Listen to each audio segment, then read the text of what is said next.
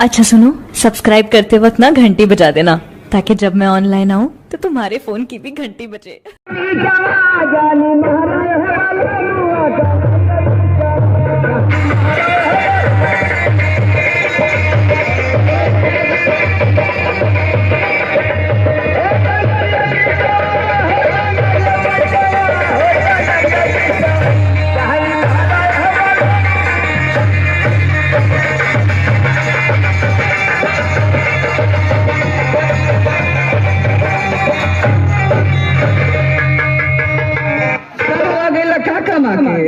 अरे का करी रे, काम धाम ना चलत रहा।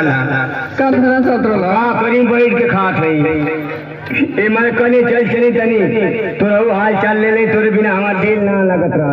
अच्छा हाँ तो देखत रहा कितना सुंदर बबुआ जन्मल बा। बबुआ हाँ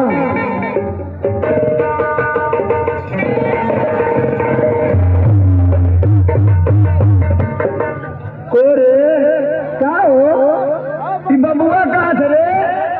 ई बबुआ कहाँ से? हाँ ए भगवान, ई तोहरे ना बबुआ बा? हमार बबुआ भाई। अरे बाबू तोरे क महीने में बबुआ होला तई हमको बताओ तो।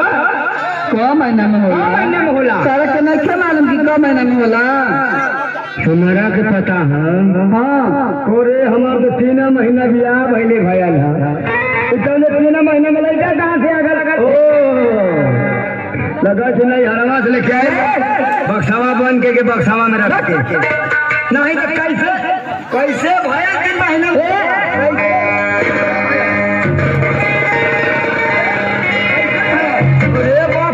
अरे जान ले बका हो, जान ले बा, तू हमार जान ले है। कोई तोहरे में तोरा के ना पड़ल बा? भाई हाँ अरे सारा हमारे पड़ल है। ये बता 3 महीना में लड़का कैसे भया? कैसे भया?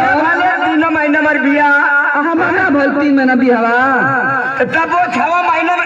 अरे 3 महीना का बबुआ बा, 9 महीना हो गई। पागल भाई ले, हम अपन खरीद जोड़ो। अरे 3 महीना रुक एक फैसला प्रधानवा करी। तो बोलाई प्रधान जी के वो फैसला करिए। प्रधानवा बोला, प्रधान जी के बोलाई। ए प्रधानवा अरे मदा जिता पहले ज्यादा ये बड़ा बेहिसाब रहा था। अरे प्रधान जी नमस्कार। नमस्कार भाई नमस्कार। कब अले हो? प्रधान जी हाँ हाँ तो हरा साथी हरा मारी पर का बात है? कान में भाई मारा तो आए मार से का बात है? हम ये बता प्रधान चुप अपन लोला बंद कर। हमको कहना था प्रधान जी से मारू अब ना का बात है? बताओ हमसे बताओ, हम फैसला कर दे। एक 3 चीज घिसरा दे दी अब्बा। अच्छा ये बता, चलो तो खा ले जान जाइए। मुँह चुकरिए दोनों अब ले ला 3 महीना का लड़का बक सामने के घूमत किया। क्या बात है बता प्रधान जी? देखा हमार बियाह पहले 3 महीना भाया, तू और कसम खा के कहा था तू जल्दी चली जा। हमन का फैसला करके घर है, तू का बुझला? हम जानू ना वो प्रधान जी तू चल, ये बात ऐसे प्रधान को मिली कहा? क्या बात है बताओ? अच्छा ये बताओ प्रधान जी, 3 महीना हमारे बियाह भाला और तबले कहा 3 महीना का लड़का लेके घूमना किया। अब बताओ हम कई मुंह दिखावे लग रहा तोरे काले का मतलब कि लड़का दूसरे का? एकदम प्रधान जी तू साहब एकदम भाई पकड़ लेला। ये लड़का लगा तुमके नैहरे में से लेके आई बक्सा में बन के। हाँ प्रधान जी देखी ना ई बबुआ के मुंह देख ले करे के पड़ल बा कि ना पड़ल बा? प्रधान हां कहो कुछ बा। प्रधान जी हमरा के जब से आइल खाली मारता ना नहीं भाई काय मारते? ये बताओ तुम्हारे 3 महीना में लड़का हो जाई? अब तो हम फैसला कर दे, काहे इतना घबरा रहा? तुम्हारे हो जाए बताओ। नहीं 3 महीना में होई तुम्हारे? ये करे कैसे भाई तुम्हारे ना होता? कैसे भाई फैसला का के गई बात तुम्हारी बहन की? प्रधान जी के गाड़ी दिहल जाला जी। नहीं पूछा प्रेम से प्रधान जी। अच्छा ये बता तोर बियाह भेले कितना दिन होगा? 3 महीना। 3 महीना। हाँ तोर बियाह रे 3 महीना हमरो भेल बा प्रधान जी। लड़का कितना दिन का? लड़का 3 महीना के बाद। 3 3 6 3 9 हाँ फिर कहा 9 महीना का पूरा कैसे पूरा 3 महीना तो एक तो माटी लागो 3 महीना तो दिया भाई हाँ 3 महीना हमार 3 महीना के बबुआ तो ना भगे 2 महीना प्रधान जी मर्दवा माहू पकड़ाई ले लिया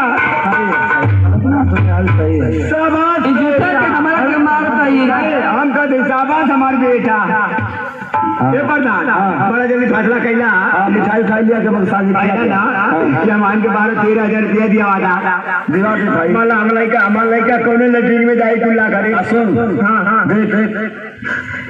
सरकार में मधु जोगी की सरकार में इस समय बहुत तेजी से फार्म भरा था आवास खातिर पक्का की आवास आ जाएगी तो गांव में मेरे जना दे सकते कि सब फार्म भरवा लिया बलाके पर विकासे पर अरे विकास प्रधान जी क्या के समझा दे कि अब से हमरा किना ना मारी ठीक है तब हम जाए ना हम मरियो रे मत अच्छा ठीक है बहुत छूट गया जला दिए जरूर आओ का हम जला दे फार्म भरा था आवास मिले लैट्रिन मिले आवास मिले अच्छा प्रधान जी हाँ प्रधान जी जा का बहुत छूट गया नहीं अभी तो जगते बा लता तू के खिलाला जल्दी से सुताने चल जोर खाए चल